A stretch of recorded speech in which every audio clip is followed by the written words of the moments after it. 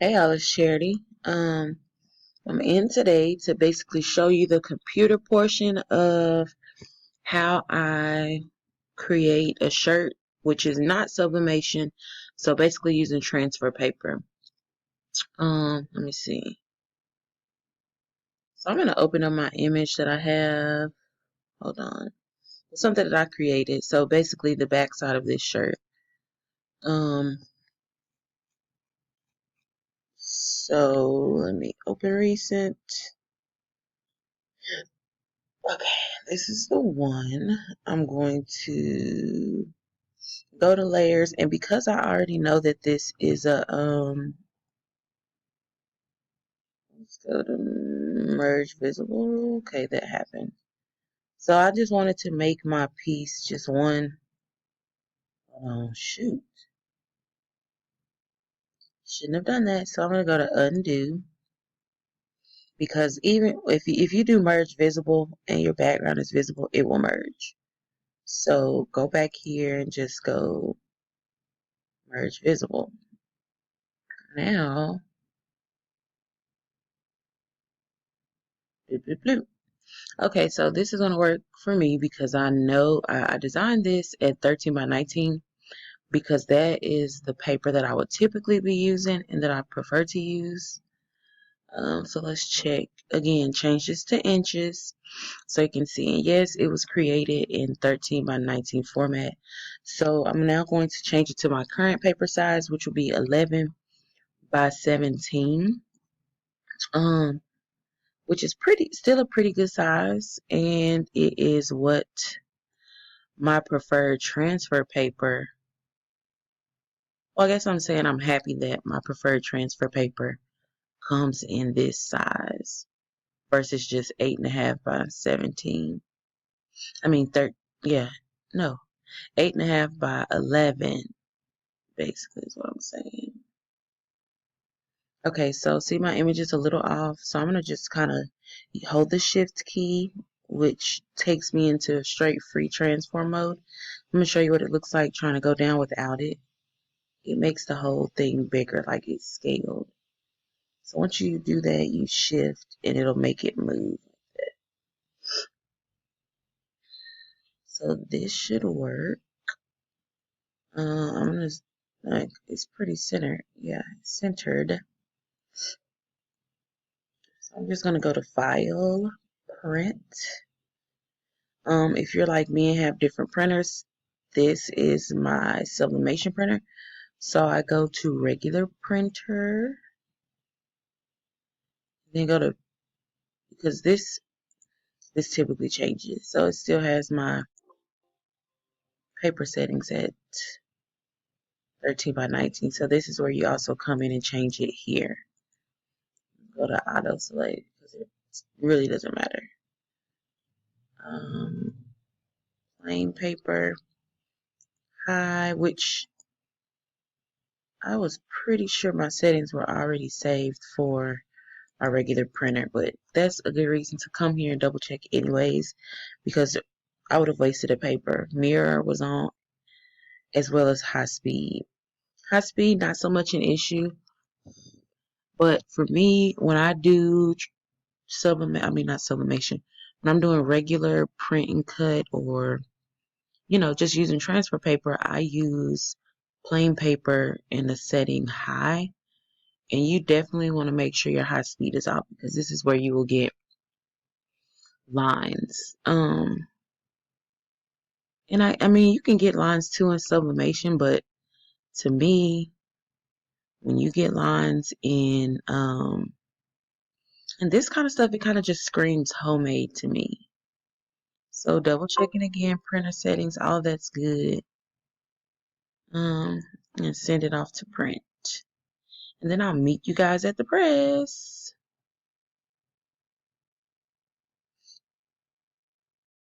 Hey y'all, it's Charity, and like I said, I would meet you at this side. So this is my transfer paper. The image is printed. This is the back of it. Um, Funny story about the paper. I've been using this paper for years and didn't realize it was a big deal until I started dealing with sublimation. And in one of the groups, they also use this. However, they call it a different name.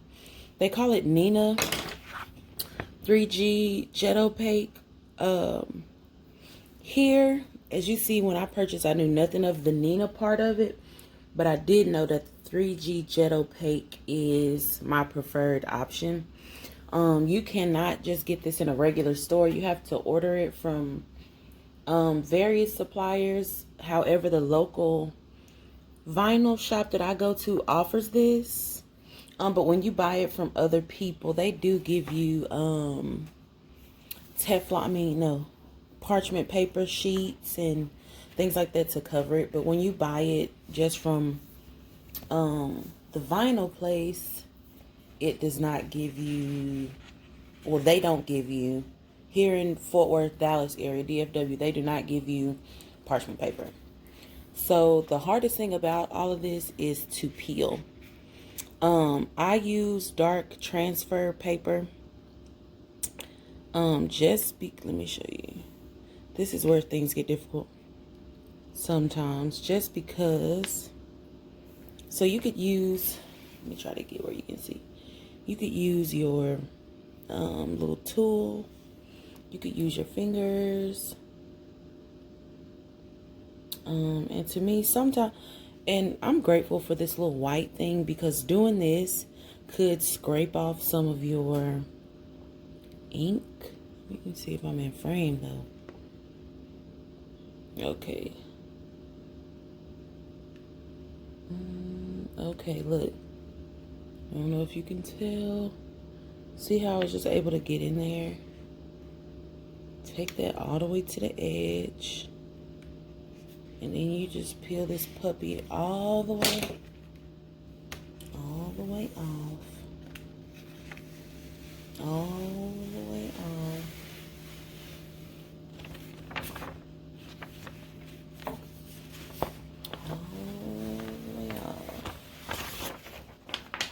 Which, to me, this is one of the best. This is one of the best, do I think this looks good?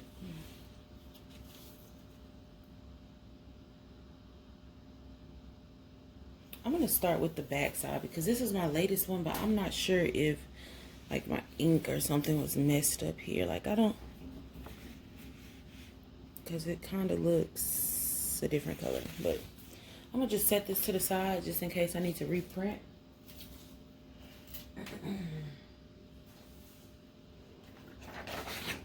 So let me get the back side that was already printed. So like with any other shirt, and this is a little Michael shirt, which, guys, pay attention, these shirts are going up. These shirts are now $5.99 when typically you can get them for like $3. But now these shirts are more expensive than sublimation shirts, which is crazy, because sublimation shirts are like $10 a shirt if you go to, you know, your Michaels or just your typical retailer kind of situation. Yeah. So even more so to me with throwing on an image, because if your shirt is kind of wonky like this, your image will have to settle into this, which it could settle the right way. It could settle down like this, you know, and create presses in your images or creases in your images. So here, just kind of, so you can take a little bit more time with this cotton shirt and let it do its thing. Some of these shirts can get so wrinkly. Since I'm going to be working on the back first, like normal, fold the shirt over in half and then hit a quick little press. We'll press it to, you know, kind of let the crease stay. And I typically don't do the back side, but you know, and I'm not going to. So when I fold it, I always fold them back and hit the crease hard on the front.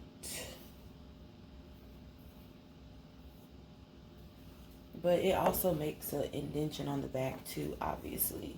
However, your front one is more perfect because it's actually what you have geared. You know, it's the one that you're focusing on here. So this is just my little pre-press, pre-crease. Let me go get the back end.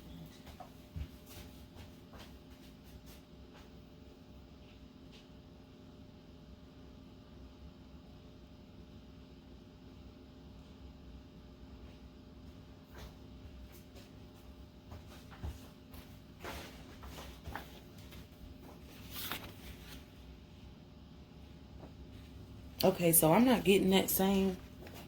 Let me make sure.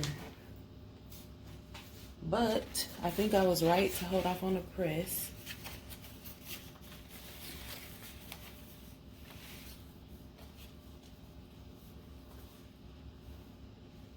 Because this side doesn't have any, like, you may not be able to tell, but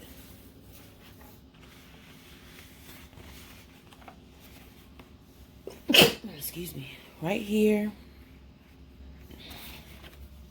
Let's see, because it is an actual difference. Right here, this is a little mark. It's not present here. This little, you know what, this is for my image. This is some shadow that I didn't clean up. Yep, that's what that is. Now that I'm sitting here looking at it.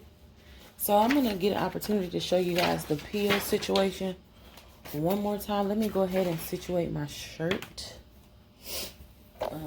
Again, doing the back first.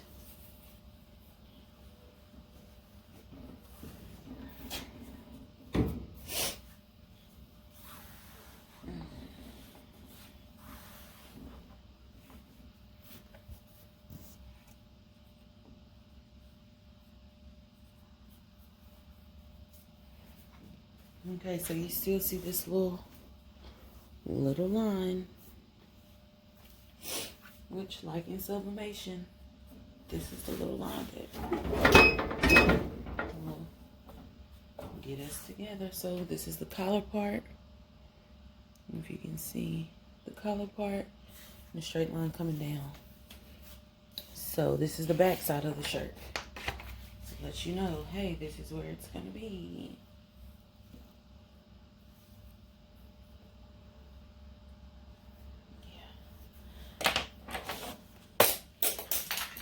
So I'm just gonna crease it a tinch, just like right here at the very edge, because doing it all the way through could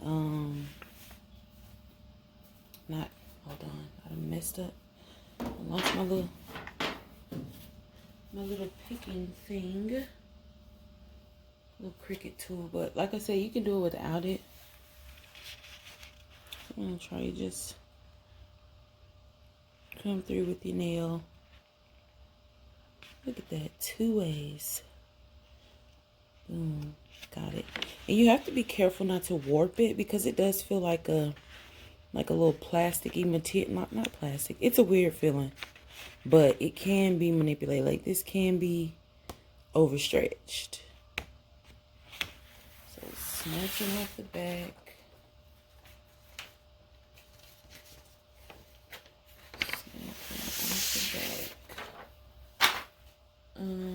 You see, I'm doing it before our little press line is still in the mix. And I will say, if you have just pre-pressed this little thing will start to try to form to it instantly.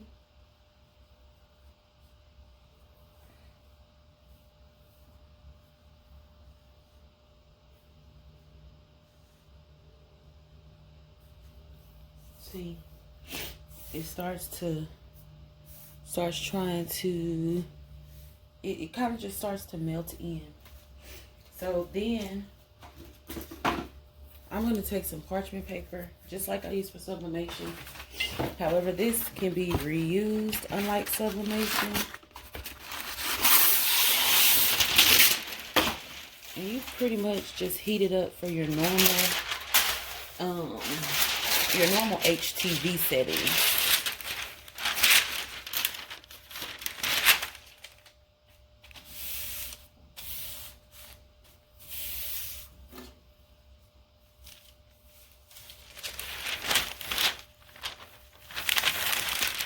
And this is hard because this is longer. Let's see.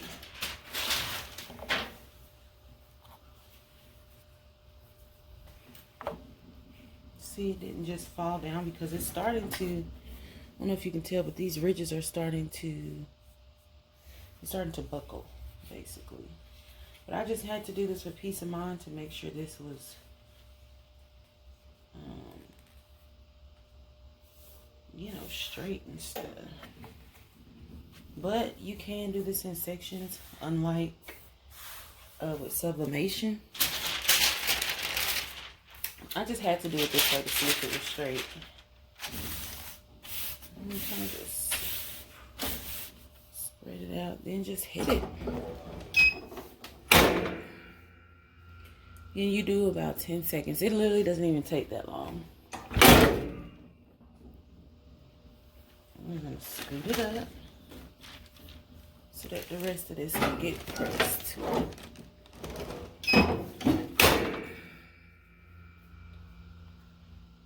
So hopefully, and then I'm gonna take it up and then press it long ways as one.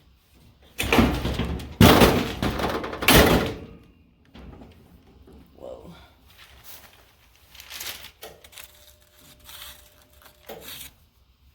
And it does have a little smell.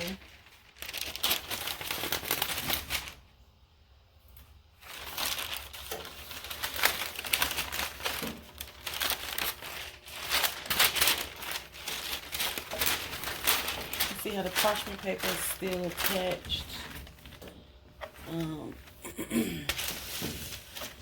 So, like I said, it kind of, now I get to hit the whole press at once. I'm going to reprint this other image. Actually, I'm not, because I think it looks fine. We'll see how this one looks. And if you're like me on the last one, you would have given it a little extra. It's steaming. And it's warm. Right now my press is on 430. So which is pretty close to my sublimation settings. But I'm not leaving it on nearly as long. If you are new to this channel, just letting you know here, I do not change my press settings often. The most I'll do is go from 340 to 370 if I'm doing a lot of something like this.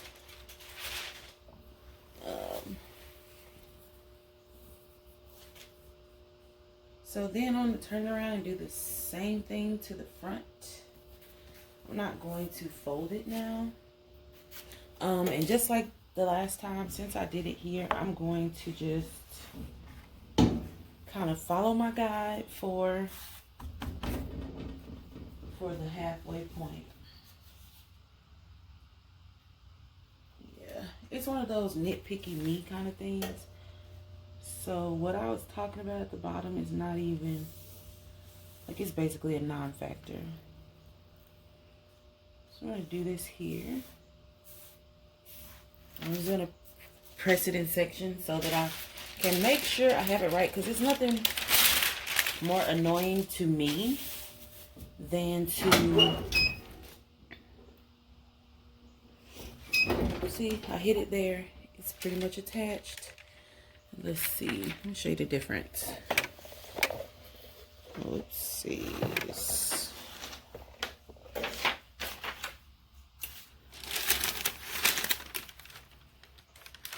I don't know if you can see the texture of this. See where it kind of This is how you know that it's done right, which is also the case for regular HTV. Your HTV should not just look like this. It should be, you know, should take on the, like how you can see the material, what is it? The knits in the shirt. That's how you know you've pressed decently enough. And checking here, this is also one of those, hey, the magic is in the heat too. Although it's not sublimation, you still see, okay, things start to take shape once you are,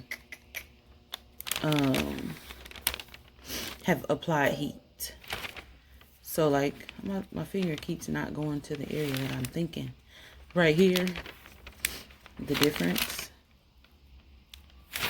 Okay, so I'm gonna go ahead and just set this back up. And like I said, just kind of shoop.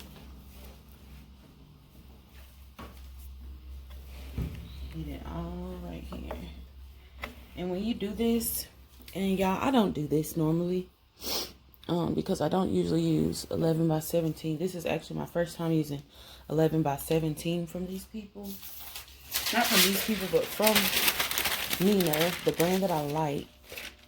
Also, guys, this is a dark transfer. Hold on. Okay. And because this isn't done all the way, I want to go from here to kind of flatten it out, just in case there's some of that buckling, or, you know, just anything where you do not want to be done with most of the shirt, except for a third, not even a third, just a little piece of the front, and then mess up. So flatten it out. Okay, back to what I was saying. If you're going to do dark transfers, a lot of times transfer paper, these lines will be lighter if they're light. These dark lines signify, okay, this is a dark transfer. For me, dark transfers, look at me running my mouth. Dark transfers are more vibrant in color. The opposite with light transfers, you have to mirror your image. Yeah, you have to mirror your image. You would basically do it like HTV. However, I've noticed that the print and the ink is more vibrant when you do it this way, versus using the light. So that's just my experience with everything, but I've seen that to be true. And when I'm in a craft store or in the vinyl place and I see people reaching for the light, I'm just kind of like, hey, you know, when I see somebody that I want to assist, I'm like, hey, you know, you can get better results by just using the other one. And like, this may be like 10 cents more expensive than the other, but it's worth it to me. It's worth it. So this shirt is done. I'll post pics later. Thanks for watching, guys. Again, this is Nina 3G Opaque. You can Google it and find it. You shouldn't be paying more than $1.10 per 8.5 by 11 sheet. So somewhere in there. No, you shouldn't pay $2. So keep searching. But y'all, this is the shirt. The images that I got, y'all, were rough. Pictures of pictures, stuff like that. So this is really, to me, a good job for what I was given. I'm sure they'll be pleased. Okay, see y'all, even here I had to hide hands. All of that. These are 2 different pictures. More design videos on the way. Thanks for watching, y'all.